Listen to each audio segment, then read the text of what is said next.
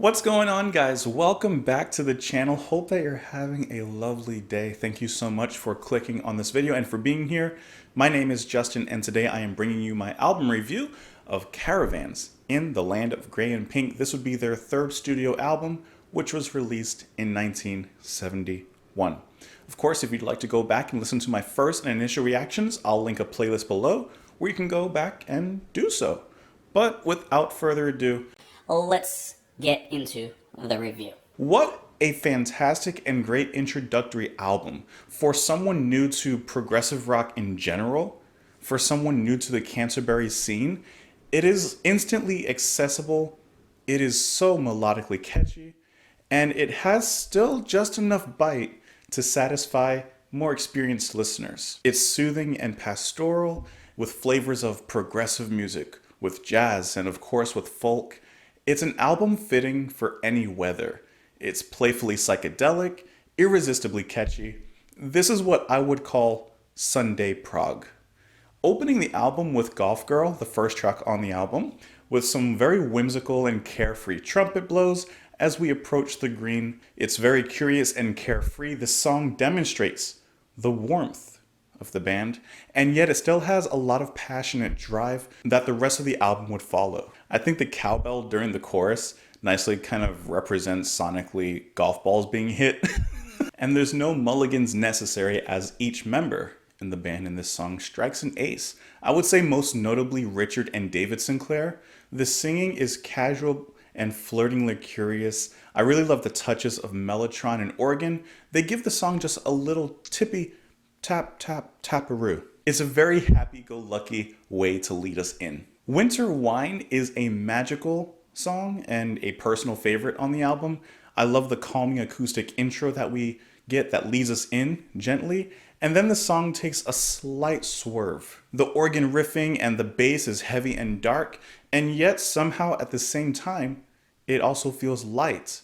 It's like a good fairy tale. It's fantastical and enchanting. Coughlin's drumming really picks up the pace here and adds a lot of needed intensity. And the solos in the middle are instantly melodic with just enough edge on the organ.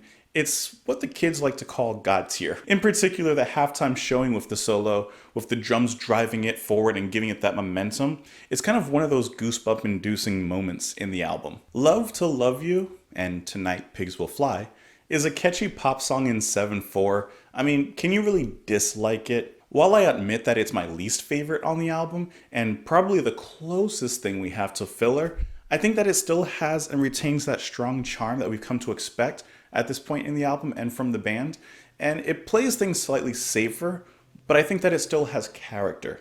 I think the playful flute from Hastings especially is a nice addition that's kind of sprinkled in, and I think the rhythm here will have anyone in the room nodding. Like, not nodding to sleep, but like nodding their head in rhythm.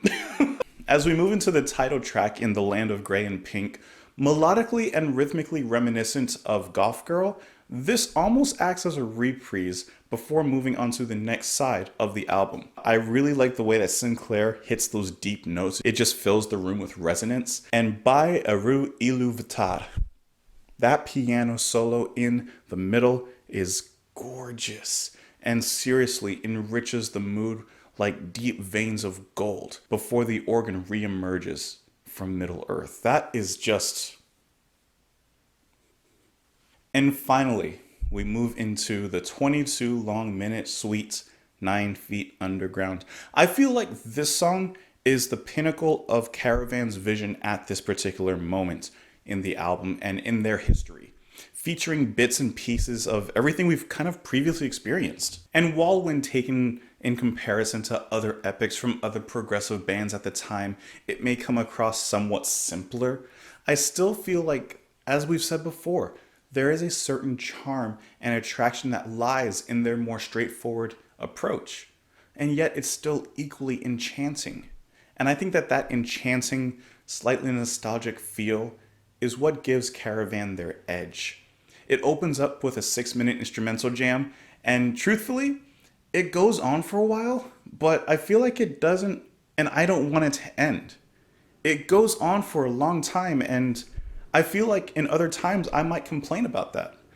But the way that they build off each other is just gorgeous. The actual melodies are infectious. And Sinclair's perpetual and clear as day bass playing, his movements.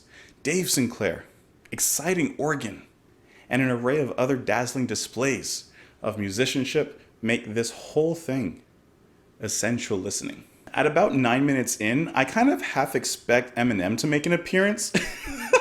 Just because of how the groove just comes in, it's an absolute head nodder. Not a head banger, but it's a head nodder. Shortly after, the music empties out once again and kind of leads us into desolate winds and barren landscapes as the band builds a gorgeous atmospheric little section here with a lot of piano and distant sounds before we crash into a new terrain. Starting at about 16 minutes, however, we are welcomed out of the last intense section with the best singing on the album. Richard comes in like an angel descending from the heavens, and the band is just beautifully parting the clouds for his entrance. It is breathtakingly beautiful, and then afterwards, the song concludes with what I'll call Sunshine of Your Caravan section, with some really creamy guitar and energetic work from Coughlin. It's a great conclusion. Anyways, those were just a couple of my thoughts on each of the individual tracks, but let's get into my favorite moment, my favorite lyrics, and my song rankings for the album. So my favorite moments on the album is the piano break in the title track.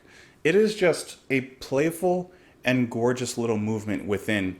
The sound of the organ is like a warm bed for the melodies to just lie down on. It's very casual and relaxed in the singing. It's just such a... It just feels rich and luxurious. My runner-up favorite moment on the album, by the way, was just the verse in Winter Wine. It was almost that, but I had to go with the piano in the title track. My favorite lyrics are from Winter Wine, specifically the chorus of it, which goes as follows. Sounds of a distant melody, once played, lost from memory. Funny how it's clearer, now you're close to me. We'll be together all the time. I just really like the emotional and effective way that they call upon nostalgia, which I've mentioned in previous songs, or in previous videos rather, how I think that nostalgia is one of the most powerful emotions in the world. And the way they talk about sounds of a distant melody, sounds of perhaps memories of your life, and how they played out, how they've grown distant, but then how once that person comes back to you, how all that music comes right back. And finally, moving into my song rankings for the album, they are as follows, from my favorite to my least favorite.